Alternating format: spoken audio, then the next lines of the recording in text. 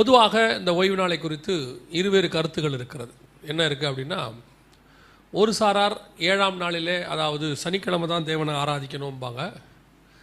ஒரு சாரார் என்றைக்கு வேணாலும் ஆராதிக்கலாம் அப்படிம்பாங்க. நாம் இன்றைக்கி என்றைக்கு ஆராதிக்கணும் அப்படிங்கிறத நம்ம பார்க்க போகிறது இல்லை. ஏன்னு சொன்னால், அந்த 7ஆம் நாள் ஆராதிக்கிறதுங்கிறது அந்த சனிக்கிழமை தான் ஆராதிக்கணும், மற்ற நாளில் ஆராதித்தா பரலோகத்துக்கு போக முடியாது அப்படின்னு சொல்லி ஒரு சாரார் உங்களுடைய வீடுகளுக்கெல்லாம் வருவாங்க. ஒரு சில உபதேசங்களை உங்களுக்கு சொல்லுவாங்க. அது உங்களை அவங்க கன்ஃபியூஸ் பண்ணுவாங்க. நான் உங்களுக்கு அதோட சில காரியங்களை மாத்திரம் சொல்லிட்டு போகிறேன். வேதத்தை பொறுத்த வரைக்கும் 7ஆம் நாள் சனிக்கிழமை தான் தேவனை ஆராதிக்கணும் என்பது இஸ்ரவேலர்களுக்கு கொடுக்கப்பட்ட பிரத்யேகமான ஒரு நியாயப்பிரமாண கட்டளை. உதாரணமாக கரெக்டாக சொல்லணுன்னா, ஆதாம் முதல் கொண்டு மோசே காலம் வரைக்கும் ஒருத்தர் கூட ஓய்வு நாளை சனிக்கிழமை ஆசாரிக்கவில்லை. இன்னும் சொல்ல போனால் ஓய்வு நாளையே ஆசாரிக்கலை.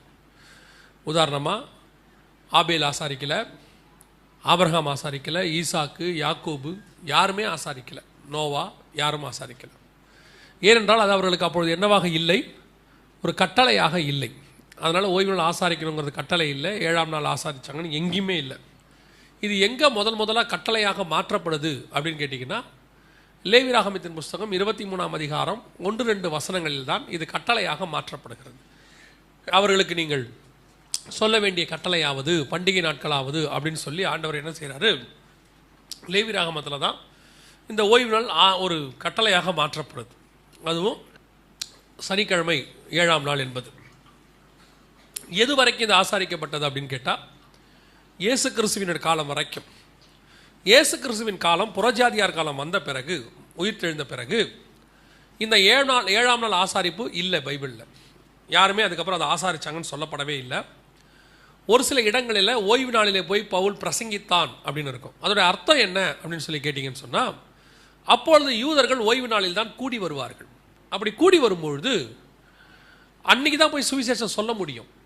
அதனால தான் பவுல் என்ன செஞ்சார், அங்கே போனார். ஆனால் அதுக்கு பிறகு எல்லா நாட்களிலும் பவுல் பிரசங்கித்தார். இன்னும் சொல்லப்போனால் 14 நாள் படகு உடைஞ்சு கிடக்கிறார் கடலில். அவர் ஓய்வு நாள் ஆசாரிச்சிருக்க முடியாது. அதற்கு பிறகு அவர் சீப்ரு தீவில் இருக்கிறார், அங்கே ஓய்வு நாள் ஆசாரிக்க முடியாது. அப்போ ஓய்வு நாள் என்பது சனிக்கிழமை அல்ல, எல்லா நாளும் ஆசாரிக்கலாம். ஏன்னா உங்களை கன்ஃபியூஸ் பண்ணுறவங்க கொஞ்சம் பேர் வருவாங்க, சனிக்கிழமை தான் ஆசாரிக்கணும்லாம் வருவாங்க. அப்படின்னா இல்லை, நீங்கள் 7 நாளும் ஆசாரிக்கலாம், என்றைக்கு வேணாலும் கர்த்தரை ஆராதிக்கலாம். இப்போ உதாரணமாக நாம் இப்போ ஞாயிற்றுக்கிழமை ஆராதிக்கிறோம். நீங்கள் சவுதி அரேபியாவுக்கு போனீங்கன்னா வெள்ளிக்கிழமை தான் ஆராதனை. அங்கெல்லாம் எங்கே இருக்க சபைகளில், இந்த இஸ்லாமிய நாடுகள்லாம் வெள்ளிக்கிழமை சபைகள், அன்றைக்கெல்லாம் அவங்க வெள்ளிக்கிழமை தான் ஆராதிப்பாங்க. அதனால் இப்போ அவங்க நரகத்துக்கு போவாங்கன்னா அப்படி போக முடியாது. அப்போ இயேசு சொல்கிறாரு, நீங்கள் ஓடி போவது ஓய்வு நாளிலாவது மாரிக்காலத்திலாவது இல்லாதபடி பாதுகாத்துக் கொள்ளுங்கள். அப்படின்னா என்ன அர்த்தம் அப்படின்னா, இப்போ நம்ம வருகைக்கு போன பிறகு 7 வருஷம் உபத்திரவ காலம் வரும். அது திருப்பி நியாயப்பிரமாண காலம். அந்த காலத்தில் ஓய்வு நாள் உண்டு. இந்த சபையின் காலம் கிருபையின் பிரமாணம். இதில் என்ன கிடையாது, ஓய்வு நாள் 7ஆம் நாள் கிடையாது. எந்த நாள் வேணால் ஆராதிக்கலாம். இதில் விருத்த சேதனம் கிடையாது. அந்த யூதர்களுக்கு இருந்த முறைமைகள் எதுவுமே நமக்கு கிடையாது. இதை நீங்கள் மனசில் வச்சுக்கொள்ளுங்க. நிறைய பேர் உங்களை கன்ஃபியூஸ் பண்ணுவாங்க, உங்களை கூப்பிடுவாங்க. நீங்களும் எப்படின்னு கேட்டிங்கன்னா, சொல்கிறவன் என்ன சொல்கிறான்னு கேட்க மாட்டீங்க.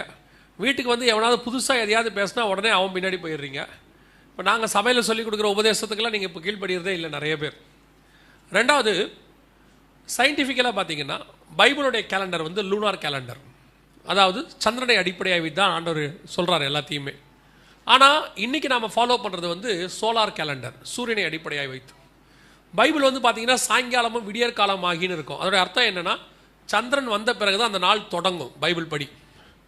ஆனால் நாம் இன்றைக்கி பார்த்தீங்கன்னா சண்டே ஒரு நாள் எப்போ தொடங்குதுன்னு கேட்டிங்கன்னா, நைட்டு மிட்-நைட் 12 மணிக்கு நம்ம கணக்கு வச்சுருக்கிறோம்.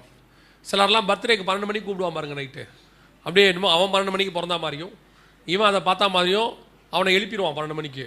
எழுப்பி சொன்னால் அதில் வேறு ஒரு பெரிய சந்தோஷம். நான் தான் ஃபஸ்ட்டு சொன்னேன், அவனை மறக்கவே முடியாது லைஃப்பில் நம்மளால். ஏன்னா அன்றைக்கி ஃபுல்லாக தூக்கமே வராது நமக்கு. அது ஒரு பெரிய சந்தோஷம். அது இந்த மிட்-நைட்டில் நாள் பிறக்குதுங்கிறது பைபிள் கான்செப்ட் கிடையாது. அது ஒரு 10ஆம் நூற்றாண்டில் உருவாக்கப்பட்ட புது கான்செப்ட். அதனால் இந்த ஓய்வு நாளை இவர்கள் சொல்லுகிறபடிலாம் ஆசாரிக்க முடியாது. இந்த புதிய ஏற்பாட்டு காலத்தில் முடியாது. அதனால தான் கர்த்தர் அந்த கட்டளையை நமக்கு கொடுக்கலை. அது இஸ்ரவேலுங்கிற ஒரு சின்ன தேசத்துக்கு மட்டும்தான் பொருந்துச்சு. அதனால தான் அவங்களுக்கு அந்த கட்டளையாக கொடுத்தாரு. அதனால் தயவு செய்து யாராவது எது ஓய்வு நாள், சனிக்கிழமை, ஞாயிற்றுக்கிழமைன்னு சொன்னால் யார் சொன்னதையும் கேட்காதீங்க. அவங்க சொல்லுவாங்க, அப்படி ஆராய்ச்சா நீங்கள் நரகத்துக்கு போயிடுவீங்க அப்படிம்பாங்க. பரவாயில்ல, சந்தோஷம், நீங்கள் அங்கே வந்துடாதீங்கன்ட்டு போயிருங்க. ஏன்னா அவங்களாம் எக்ஸ்பிளைன் பண்ண முடியாது, ஆர்கியூ பண்ணுறவனுக்கு நம்ம என்ன செய்ய முடியாது, எக்ஸ்பிளைன் பண்ண முடியாது. அவன் ஏற்றுக்கொள்ள மனதாக இருக்க மாட்டான். எங்கள் வீட்டில் ஒருத்தர் 2 பேர் அப்படி தான் வந்தாங்க. பைபிள் எடுத்துகிட்டு வந்தோன்னா நானும் தெரியாமல் வெயிலில் வந்திருக்கிறாங்களே உள்ளே வாங்கன்னு சொல்லி என் மனைவி கிட்ட சொல்லி, ஏமா 2 மோர் கலக்குமா, 2 பேர் பாவம் வந்திருக்கிறாங்கன்னா, அவன் வந்தால் பார்த்தா அவன் கள்ளோபதேசக்காரன். ஐயோ மோரை கலக்கிட்டோமே என்ன செய்யறது, என்னன்னு கேட்டால் அவன் என்னென்னவோ பேசினா. அப்புறம் வேதத்துலேருந்து நாமளும் எடுத்து சொன்ன உடனே அடுத்து சொன்னான், எங்களுக்கு ஒரு அண்ணன் இருக்கிறாரு, நாங்கள் அவரை கூட்டிகிட்டு வரட்டுமான்னா. நானும் சும்மா இல்லாமல் வாங்கன்ட்டேன். போய் 1 மணி நேரத்தில் இன்னொரு அண்ணனை கூட்டிகிட்டு வந்துட்டான். அந்த அண்ணன் வந்தார். அந்த அண்ணன் கொஞ்சம் சீனியர் போல். அவர் வந்துட்டார். அவர் வந்த உடனே கர்த்தர் வந்து எப்பவுமே நல்லவர் பாருங்களேன்.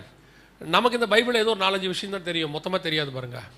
நமக்கு தெரிஞ்ச 4-5 விஷயத்தில் தான் அவன் வருவான். அதான் கர்த்தருடைய பெரிய ஸ்பெஷாலிட்டி. அவன் அங்கேருந்து வந்து தானியேல்னா ரொம்ப சந்தோஷம், வாங்க மாறி இந்த பக்கம் கேட்டாலும் தெரியாது, அந்த பக்கம் கேட்டாலும் தெரியாது, ஏதோ தானியேலை பற்றி ஓரளவுக்காக தெரியும்னு வச்சுங்க. உடனே சரின்ட்டு ஆரம்பித்தா அவனும் அதே மாதிரி மாட்டிட்டான். மாட்டினோடனே அடுத்தவன் சொன்னான், எனக்கு ஒரு அண்ணன் இருக்கார் கூப்பிட்டு வரட்டான்னா. எவனுமே வராதிங்க இந்த பக்கம்ன்ட்டு.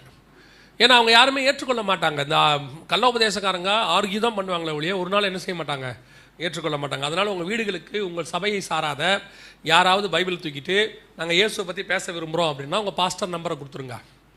என்னான்னு கேட்பாங்க. இவர் மாறினானா சபையே மாறிடும், அவரை மாற்றிருங்கன்னு சொல்லுங்கள். வரமாட்டான்.